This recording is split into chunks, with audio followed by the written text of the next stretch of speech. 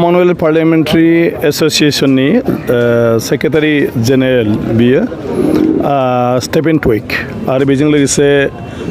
Emily होननाय सासे strategic माने अफिसार बिथाङा फैफादों आरो लक सभानिबो बेवहाय सासे जोंहा एडिशनेल डाइरेक्टर फैदों मिस्टार युम नाम आरो जोंनि एसेम्ब्लिनिफ्राय फैदों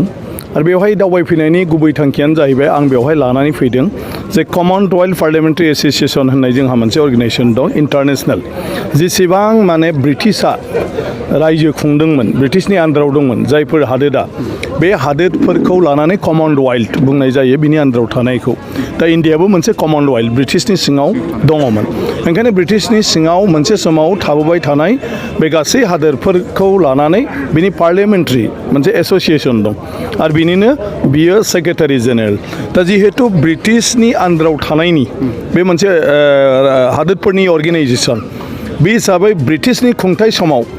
जोंहा बेवहाय मोनसे बिराद गिदिर अबदान दं बे बेंबारियाव आरो उदालगुरि डिस्ट्रिक्टनि जेराव जोंनि सिडनी एन्जेल साहाबा बेवहाय फैनानै गिबि फरायसालि फसंथानखौ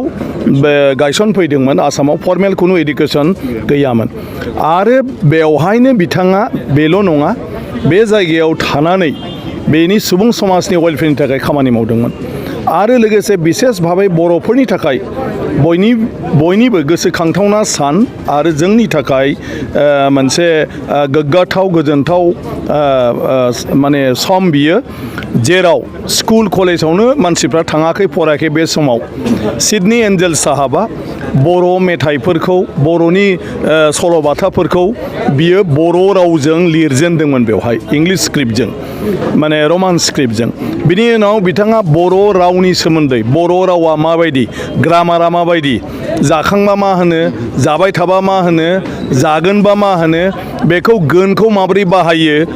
निखौ माबोरै बाहायो आखौ माबोरै बाहायो बेफोरनि सोमोन्दै गिबि बर' रावनि बाहायथाय बर' बाथ्रा दानाय बिनि सोमोन्दै ग्रामार लिरजेननानै बिथाङा फोसावदोंमोन बे समावनो ओंखायनो बर'नि जुदि थुनलाइनि बाथ्रा बुङोब्ला दिनै जों बुंनांगोन जे बेनो गिबि बर' थुनलाइनि जोनोम आरो बुंनो थाङोब्ला रेभारेन्ड सिडनी एन्जेल साहाबा बर' थुनलाइनि बिफा बेनो जोनोम होजेनदों बर' थुनलाइखौ बर'फ्रा मोनथियै बुजियै समावनो बे समाव स्कुलखौनो फरायाखैमोन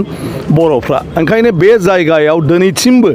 बिथां गायसननाय चार्चआ दं एक्जिस्टिं बिथां गायसननाय मिशन बे गोजोनथाव खौरां गोसो गुदुं फरायसा एबा सुबुंफोरनि थाखाय टारगेट कोचिं इनस्टिट्यूटआ बेसेन गोसा सुबिदा लानानै फैदों जायफोर बिथांमोना banking railway SSC insurance defence Assam police बायदि आनजादनि थाखाय साखाफारा जानो मोजां खाबु मोनाखै बैसोरबायदि फरायसा एबा सुबुंफोरनि थाखाय मोनसे मोजां खाबु सफैदों बरपेटा रोड विशाल मेगा मार्टनि साखाथियाव थानाय आमतलाव बे टारगेट कोचिं इनस्टिट्यूटखौ खुलिनाय जादों आथिखालनि साख्रि मोनै आरो बेकार जेंनाखौ नोजोर होनानै बे टारगेट कोचिं इनस्टिट्यूटआ सोलोंसाफोरखौ गोबां गियान होनो थाखाय राहा लादों बे टारगेट कोचिं इनस्टिट्यूटआव सोलोंथाइ होनो लानाय आयदाफोरा जाबाय banking railway SSC insurance defence आरो आसाम पुलिस जायफोर सोलोंनो गोसो गुदुं बिथांमोना टारगेट कोचिं इनस्टिट्यूटआव मुं थिसननो एबा गोबां मिथिनो थाखाय 8134097059 एबा 8638961177 जानबुं नाम्बाराव जगाजग खालामनो हागोन।